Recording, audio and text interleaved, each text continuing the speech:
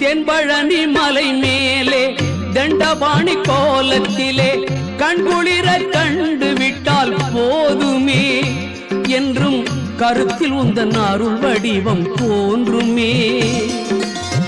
தென்பழனி மலை மேலே தண்டபாணி கோலத்திலே கண்குளிர கண்டு விட்டால் போதுமே என்றும் கருத்தில் உந்தன் அருள் வடிவம் தோன்றுமே.